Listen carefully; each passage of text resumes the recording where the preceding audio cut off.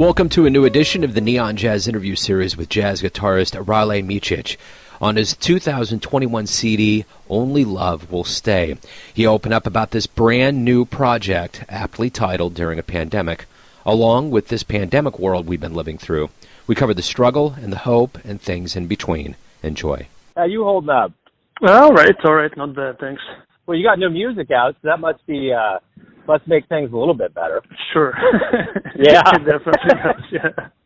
Of all the victories that we can chalk up, we got to take whatever we can get at this point. It's true. But I think things are getting better, so.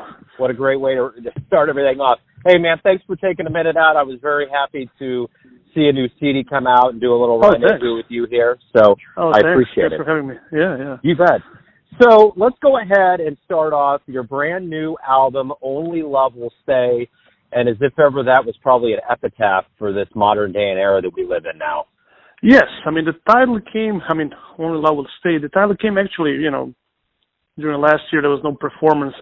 I started reading a lot, and I was reading this theologist and philosopher, and he was talking about our purpose in this world. And he was talking about, how, well, first, the love that God in us, and then the love that we have for other human beings is probably the most important thing that, and the reason why we're here. And I thought it was kind of like, very interesting point. And then, start thinking about it and how really like the only thing that stays is love, and in terms of music, but also in terms of if you lose somebody you love, the only thing that stays with you is love that you had for that person. Also, like you have kids, you share the love of the world and life with them, so many things. So, it started making a lot of sense to start thinking about those things, and, it kind of propelled me to start writing some new music, and have a different kind of look and perspective on the world.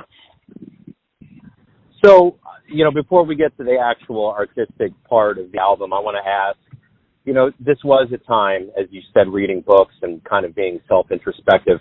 What did you learn about yourself during quarantine that maybe you didn't realize about yourself prior? I'm not sure. That's a tough question. I guess I realized, I am who I am no matter if if I'm performing or not. In the past 20 years, I've been, a lot on road, doing a lot of playing, meeting other people, and this time I, just really staying home. Of course, I have a family, which I tremendously enjoyed being with them, and then kind of like, open another level of, love between us. But I kind of learned that, we are who we are no matter what the situation is, and we try to make the best out of it, For sure. So what do you miss the most about that old world, say March of last year, that you're really looking forward to getting back to? Other than maybe live music, is there anything that you've been really yearning for? That's pretty much it. Live music, performing, and being able to share music with people, that's like, for me, that's like, the thing that I really miss the most. But, I'm really hoping, that things are getting better, and, we will get over this, hurdle, and, we're able to continue living, and I hope everybody's going to be a little bit more, aware of how precious the life is and what we do, and, in the greater scheme of things. I've gone to a lot of shows, covering shows as a journalist, and I've always been very cognizant, even before the pandemic, of just sitting down and taking in a breath and just realizing how magnanimous it is to be able to watch you all perform, and the professionalism and just the amount of creativity that takes place. And it's weird to think that we've hit this time, and maybe it's a godsend, that actually have to think in terms of, we can't take advantage of this anymore. We have to embrace this. There's just no other option. Do you feel that way about collectively artists and the audience now? Yeah, I totally agree with you. Yeah, and not just with performing, but I think with so many more things in life in general, that we just took for granted. Talk to me about this album. When was this a part of your quarantine, or was this done before? How did this album come about? Well, actually, yeah, this album, it started off, I always loved the organ, guitar, and drums trios, and I was actually very influenced, not just by the classic organ trios, like by Wes Montgomery and, Kenny Burrell, and but also, like, I loved the way that John Abercrombie in the 80s used, the keyboard and organ, guitar, and drums, kind of have, making the very special, unique sound. And it always stuck with me, and I always wanted to do something like that. So this is the first time that, I was thinking about exploring my original music in that format. And it started off in 2019. I had a performance with a New Orleans drummer, Jet Clapp, and Jared Gold, an organ player, and we decided to go in the studio and record some tunes before that performance. So, and that session was very, very nice, easy, and it was fun. And we just, we played a performance out of that. And this was like the end of 2019. And then I had another opportunity to perform with Jared Gold, I think 2 months later, maybe. I think it was either January or February, one of the last gigs I did in 2020, which was, birthday tribute to John Abercrombie at the Birdland Theater. And we performed there as well. And I really loved, the interaction and, that we have. So once the pandemic started, I started, writing more music. First, actually, I didn't want to do anything. I didn't have, inspiration to practice or to play, but then I got into it. And then, during the summer, I started writing some new music, and I really wanted to include that as well, because a lot of the things that we played in the first session were just standards or tunes we played before. By the end of the summer, I had enough tunes that I wanted to record, and unfortunately, the things were not great and people couldn't travel, but did another session, and I invited a great drummer, Jonathan Blake, who I performed with a lot in the past, and he's on my last recording, Night Music, for a session, and we did another session, and Jared Gold was still on the organ, and we did 5 tracks, I think. So, and that became like the whole album. So there are 3 tracks from the first session and 5 tracks from the second session, and I was very happy with the results. And I spoke with the label, with Neil Weiss from the Whaling City Sound, and they loved the material. So they decided to release it this year. I wasn't sure, if it's a good thing to do to release an album during this time where there's not much touring or performing. But I thought it would be like an honest view on what's going on in music, and I think the album reflects that as well. So I think it really made sense. So I'm actually happy that we did it. I talked to a lot of musicians over this pandemic, and there was one in particular over the summer that I talked to that had mentioned, all of these albums that are coming out during this time are going to have a very special place in the annals of jazz music that's released. And you just mentioned, you're capturing this moment in the essence and the time. Do you believe that might be the case, that these albums that are coming out right now, we're going to hold them up into a different regard and remember it in a different way than other albums? Well, I think music is music, and music is really an expression of the artist, that creates it. I think it's going to be a very emotional period for all the artists, so it's a very unusual too, because during the time when you're not performing a lot, you have a lot of time to for introspective and think about the things that you're doing, but at the same time, you want to have, you have the joy of going to the studio and recording the music, and hearing it live for the first time. So it's a very honest view of your work and your music. So I think, in that sense, I think the album's going to stand the test of time if they're good, and if they're honest. So, that's my view at least.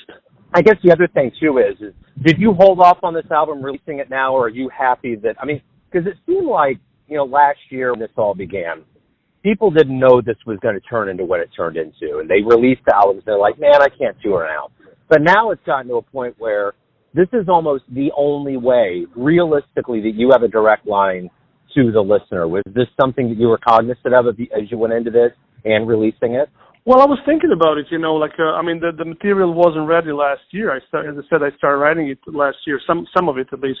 I had another project in mind, and the label contacted me last year. They wanted to release something. I said, listen, I don't have anything, and I don't think it's a good time to do anything. And this was beginning of the pandemic, because it was scheduled for I don't know, maybe April last year. But I thought at this point, I think people love to listen to music, and there's no reason not to get it to the listeners, even if we're not performing live. So yeah, I think it's a good time to share music with the world, and being able to create even under those circumstances. I hope it brings joy to some people, listening to that music and being able to have that at least, Now that it's out, how do you feel about it? Are you really, obviously you wouldn't have put it out if you didn't feel satisfied, but how are you feeling now that it's actually materialized? Well, it feels great. I did all my work, which is fantastic. I was able, to do everything. I was happy with the results. I was very fortunate to work with the musicians that I really like and that I enjoy performing with, and that we were able to create something brand new. And I'm very happy how it turned out. It's very different from my other recordings, but in the same, I guess in the same way, it has a lot of connection to my previous records too. So, but yeah, I'm very happy. And at this point, the album takes a life of its own. And so far it's been like less than a week since it's been released, but I get a lot of great feedback from the people who heard it. So that's very exciting. And next week I'll have the first show in quite a while. We're doing like the city release party at the Django and here in New York City at the Jazz Club. So that's very exciting too, because we all needed that, and I think things are getting better in that sense. So we can start performing. So yeah, I'm very happy where the album is standing now. So obviously, as we've touched on, things are getting better and things are opening up. I've even heard that New York City is supposed to really enter a new phase of opening on May 19th. How do you see things unfolding from here? I mean, I know that we were shrouded in a lot of ambiguity for a while, but now it seems as though things are clear. So for you and your calendar and just kind of overall, how do you see kind of this year unfolding for you? I really don't know. I mean, it's hard to speculate because, we thought, things going to get better and then get worse again. So I have no idea. I think the best thing is not to plan anything ahead because it's really impossible. Just go with the flow and see what's happening and try to make the best out of it. Do I think it's going to be like, back to touring as before? Probably not. I mean, not anytime soon. But I'm just happy to see that there are opportunities to go out and share the music, to play outside venues, and then even some inside venues as the people are getting vaccinated, and it's a safer environment. So, yeah, but I guess we'll see. I don't know. I really don't. Talk to me a little bit. We kind of touched on this a little bit, but more specifically, when we do return, when you get back on stage, we get back in the audience. What do you hope we realize about this time away, like collectively about just being away from the live music environment? Well, I hope we cherish the opportunity that we have to share the music and to be with one another, and I think that's the main thing. So, I guess as the title of the album says, only love will stay, the love between us, as human beings and what we share, the love for music. And those are the things, we should really be aware. I think we'll all be more aware than we were before. That's pretty much it. Wonderful. Hey, man, thank you for taking a minute out to talk about the new album and this world we're in and hopefully the hopeful future, and good luck with everything. Good luck with the album and the return to the stage. Well, thanks, Joe. Thank you so much for having me. I really appreciate it. Thanks for listening and tuning in to another Neon Jazz interview, where we give you a bit of insight into the finest cats throughout Europe, New York City, Kansas City, and spots all over the world, giving fans all that jazz. Thanks to Rale for his time, music, and story. If you want to hear more interviews, go to Famous Interviews with Joe Domino in the iTunes Store. Visit neonjazz at youtube.com, and for everything Neon Jazz all the time, go to the neonjazz.blogspot.com. Until next time, enjoy the jazz, my friends.